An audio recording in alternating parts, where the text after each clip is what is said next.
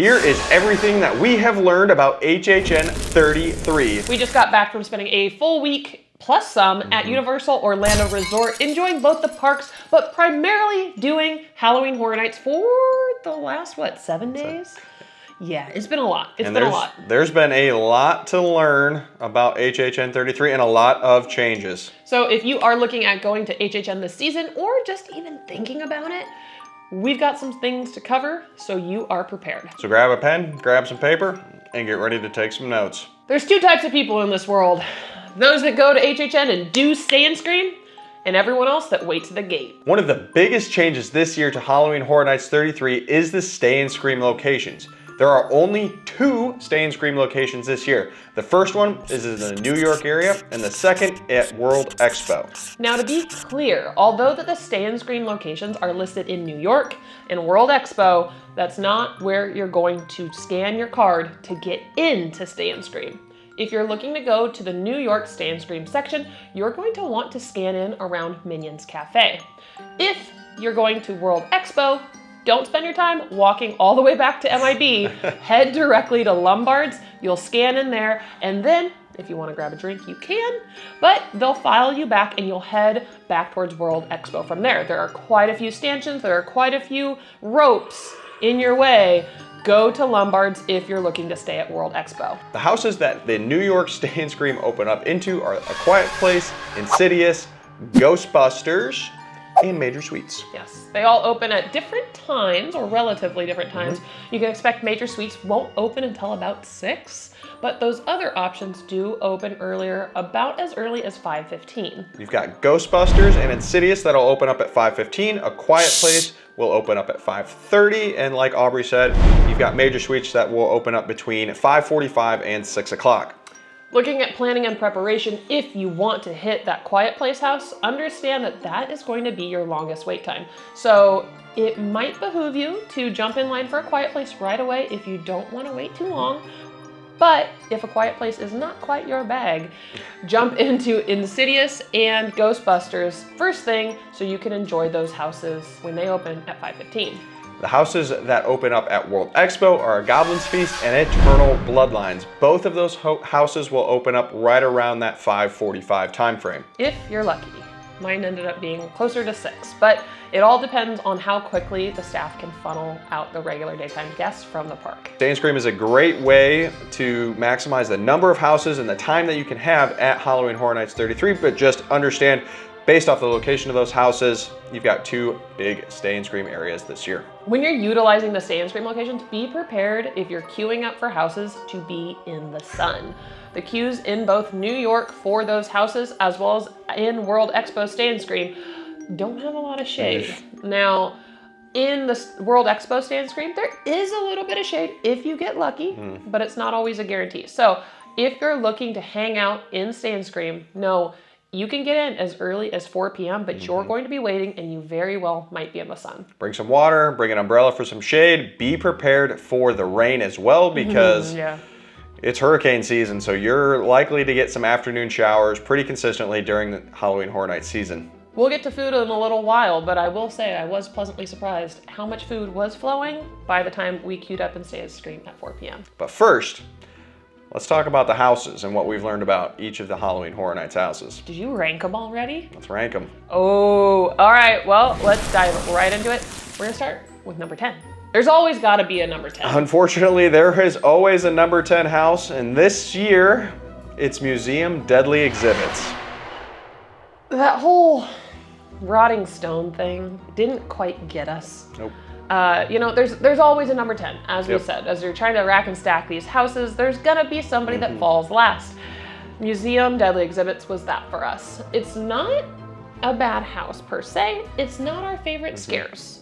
Give it a run, give it 2, just in case you like it. But for us, it just, like Aubrey said, wasn't our type of house, and so unfortunately it falls to the bottom of the list, which was very surprising. Now, out of the multiple times we had opportunities to go through these houses day after day after day, I believe I went through Museum Deadly Exhibits 3 times. It's very skippable. It's unfortunately very skippable. But, you know, give it a run, see what you think. We do have some friends that absolutely enjoyed the house and had some fantastic scares. We also have some friends who ranked it number 20 out of 10. Yep. So it really depends on what you're interested in for houses, but Museum Deadly Exhibits is our number 10. Number 9, and I want to preface number 9. It's not that bad, even though it's at number 9. I'd like to preface that Ben wrote this list, and I don't know if I'd put this house at 9. However, at number 9, we have Slaughter Cinema 2. We actually thoroughly enjoyed this house. Each of like kind of the little micro themes throughout were actually very creative and offered some really good and different scares as you traveled through the house. I would like to note that Universal, if there is not a future house based off of mummy strippers unwrapped, I will be disappointed for the future years. That area of the house was so fun, and I do believe people were making it rain on those mummies. Please don't make it rain. Number 8, we had Eternal Bloodlines. You go, girl. Again, like we said, even with number 9, like I don't think having it be number 8 is reflective of actually how much we enjoyed this house. This house I described as having some of the most unique scares. Yes, it did. The storyline of Eternal Bloodlines was fantastic. It very, very much felt like Legends Collide Part 2 with the ladies. But as far as the scariest of houses, it doesn't rank up there for me. I think when we went through Legends Collide 2 years ago, I was scared much, much more than I was through Eternal Bloodlines. However, like you said, it did have some very unique scares. On to number 7. Triplets of Terror. This house is Ben's house out of all of them. All right, so the reason that we say it's my house or based off of my life is that I'm from Toledo, Ohio, and the code name for this house was Fudge. Those are really the two parallels. Ben is not a triplet. Or are you? This house was the tried and true slasher of the Halloween Horror Nights 33 season. I imagine people out there that love slasher movies would enjoy this house. You'll go through, you'll get scared by Junior, and I don't remember the other two.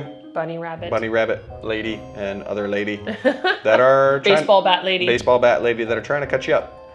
Now, there is one scene that we're not going to talk about in Triplets of Terror, but if you go through the house, if you know the scene we're talking about, that I did not enjoy whatsoever. So if you go through the house, check it out.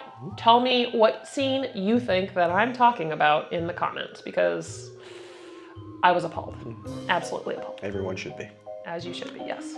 Number 6. Number 6 is a solid house. It's a great house. I enjoyed it much more than I expected, and that would be Major Sweets Candy Factory. This one we described as having the immersive smells, sets, scares, a very, very immersive house when it came to kind of a whole gambit of senses. It smelled like sugary candy smells, and it had a lot of like machine sounds as you went throughout the house. You normally go through a house and you expect bad smells. And this one flipped the script, had good smells, but also very disgusting scenes. So it kind of plays with your senses, which is so strange of like, I'm smelling these things that are enjoyable, but the scenes I am looking at are not enjoyable at all. And in fact, the drop windows, the bangs, the clangs, everything that they had going through this house really put you on edge to immerse you in that experience of going through this notorious candy factory. I would also say it had the best facade of almost every house. The facade was beautiful, beautiful. Number 5. Arguably, like we said, probably the most popular house of this season. We had A Quiet Place. Why do we have it at number 5? How would I put it? A Quiet Place is an interesting house. It's very different than your typical HHN house because you're not walking into the loud, harsh noises that you would typically experience. Obviously so, because you're in a quiet place. However, as far as the monster animatronics go, they were very interesting, very unique.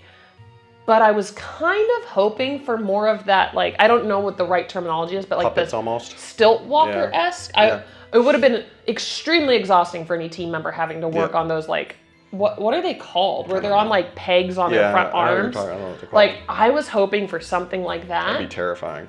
chasing you or Yeah. coming at you. Now, probably very dangerous, but also absolutely scary as. Ooh. And I was very excited for like the idea of like the choose your own adventure.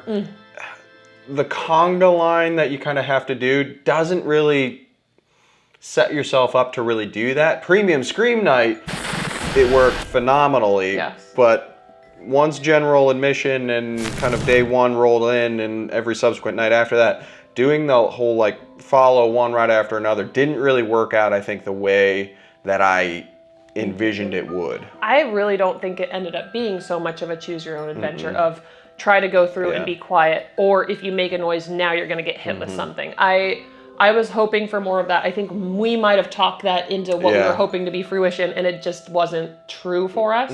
Expectations were in one place Yep. versus what they actually created. Number 4, this was probably the most improved based off of our pre-rankings. Number 4 for us is Goblin's Feast. And although Discover Universal Podcast did not put this house in the best of positions for us in our pre-ranking series, the house itself went above and beyond.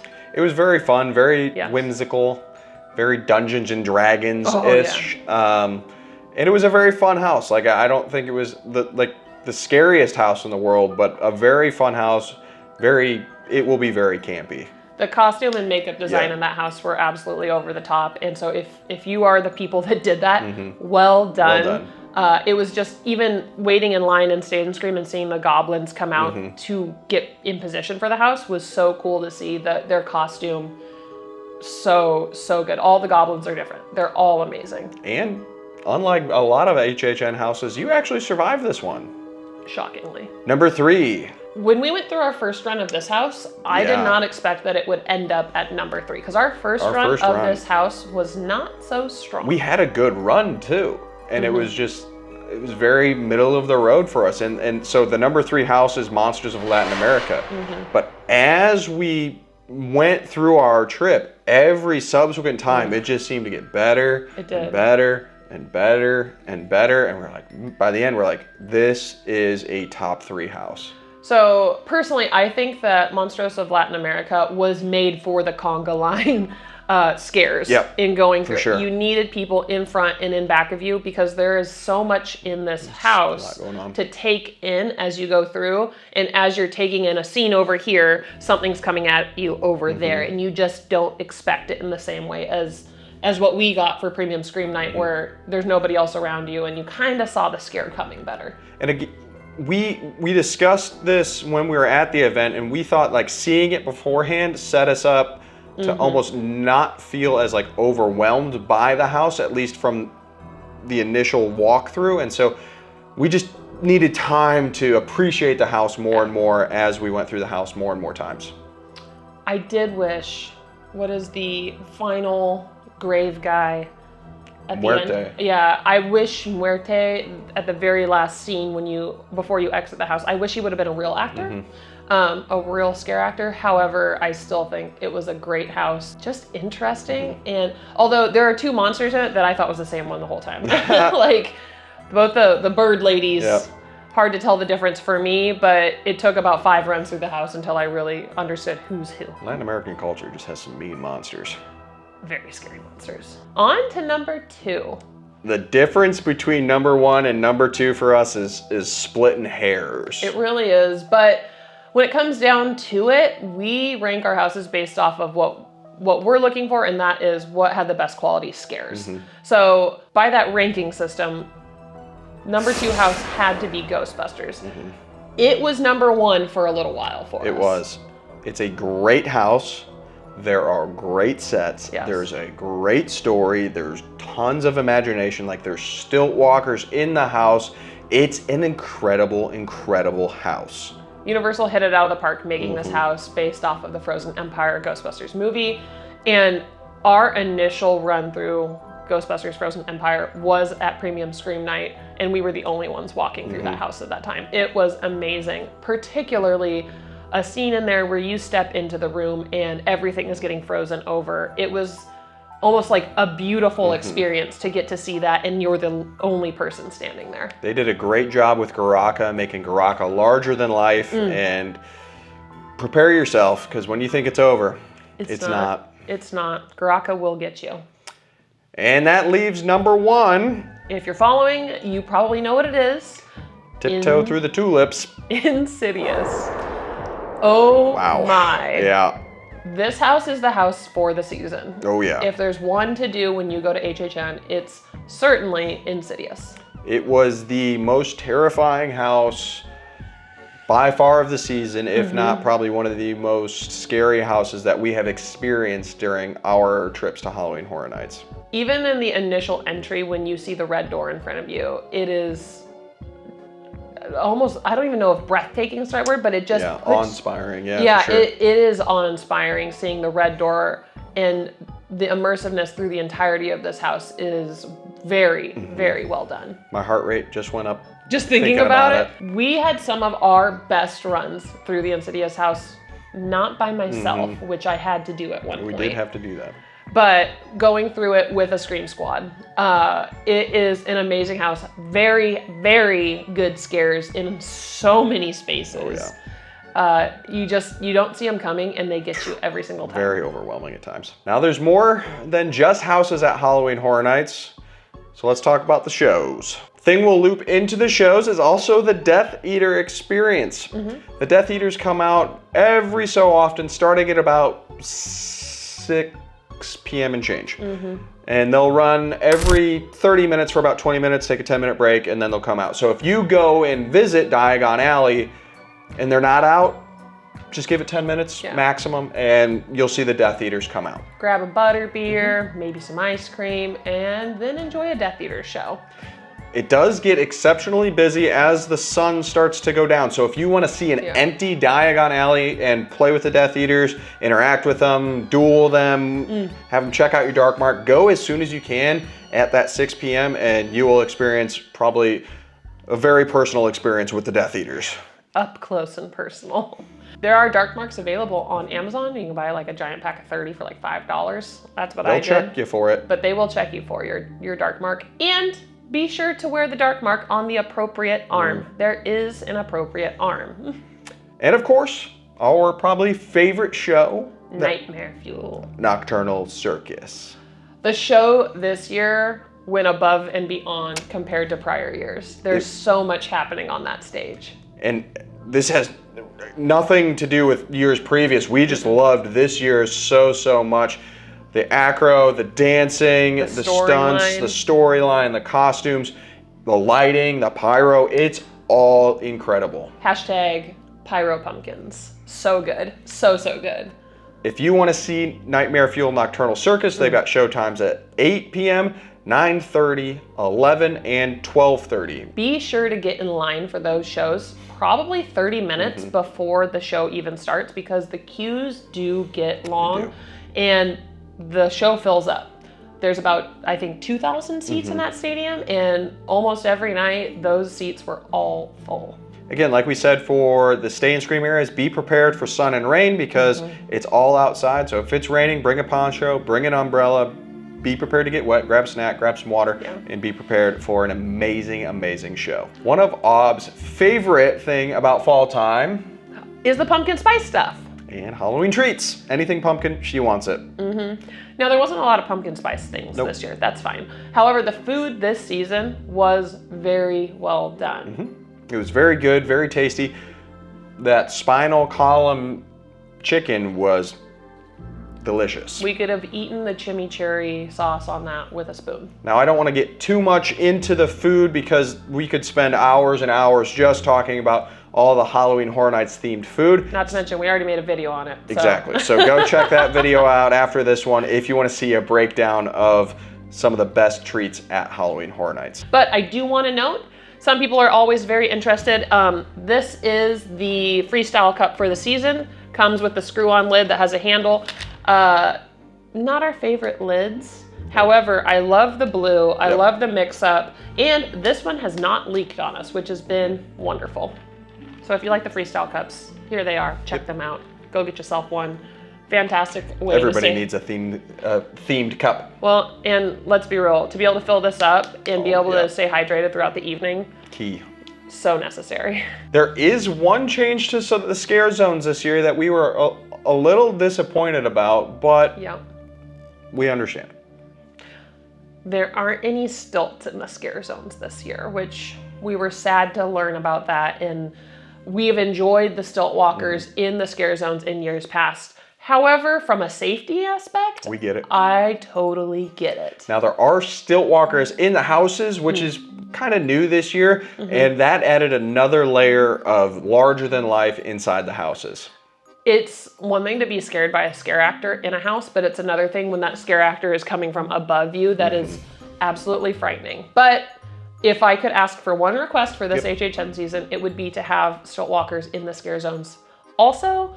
But overall, the scare zones are fun. I enjoyed them quite a bit. What was your favorite scare zone? Definitely Demon Queens. Demon Queens is very fun. The set pieces are great. The characters and icons, and you get to see Surreal kind of put on a show in the scare zone pretty regularly. Right. So Sinister and Surreal are our two main icons this year, and they will be at the front of the park during their scare times in the Duality of Fear scare zone. However, while you make your way throughout the additional scare zones, look for Sinister and look for Surreal in both Demon Queens and Torture Fair. They do a show throughout the night that you can go and enjoy and even interact with them. There are some packing and planning things that we want to go over just to make your Halloween Horror Nights adventures as seamless as possible. The first piece has to do with packing and preparing for rain, because as you know, if you've been to an HHN season, it is not uncommon to experience rain during that midday evening hours when the night starts. One of the things that we will continue to bring and continue to remind others to bring are rain jackets and or ponchos. And umbrellas for the sun. And umbrellas for the sun. Being able to stay dry during the night is such an important thing. We had quite a few evenings where we experienced some rain showers or even heavy rain, and having a poncho to put on during that evening when we weren't able to get out of the rain very quickly was so helpful, and also helped us enjoy the scares later on into the night versus leaving the park entirely. The next thing is a phone charger and or battery pack, because taking pictures is essential during Halloween Horror Nights. My phone died on me a couple of times, unfortunately, and thankfully I had a battery pack with me, but it's not fun to have to be connected to it. So being able to charge it throughout your night and then go and get your pictures, photos, videos, just no flash, was very, very helpful. There are also no paper maps at Halloween Horror Nights, so you have to utilize the app if you're trying to utilize the map in order to navigate around the parks. When utilizing the app, be sure to filter so that you're looking specifically at what's going on during HHN and not trying to filter between like all of the typical daytime shows or even what's going on in islands at the time. So use the filter setting in your mobile app. It will be so, so helpful. And from a planning perspective, there's really two major areas for houses this year. You've got the back of the parks where there's like 4 tents, and then you've got the New York area, which has in the front of the parks, which has like 4 or 5 houses. Yep. And so be prepared. If you're gonna go to the back of the parks, Yes. just knock out Goblin's Feast and Eternal Bloodlines back to back, because the walk back there, it's long. They have planted restrooms on your walk back there just out of convenience, knowing how far back those 2 tents are. So if you are looking to hit up Bloodlines and Goblin's Feast, just plan to spend some time back there and do both of them. Your feet will thank you. Hopefully you can leverage some of our experience from spending the last week at Halloween Horror Nights to make your trip even better than ours, because that's really the goal. And if you're interested in talking with us or setting up a time so we can help you plan your trip, let us know. We'd be more than happy to schedule a meeting with you. We'll see you in the fog. Bye. Bye.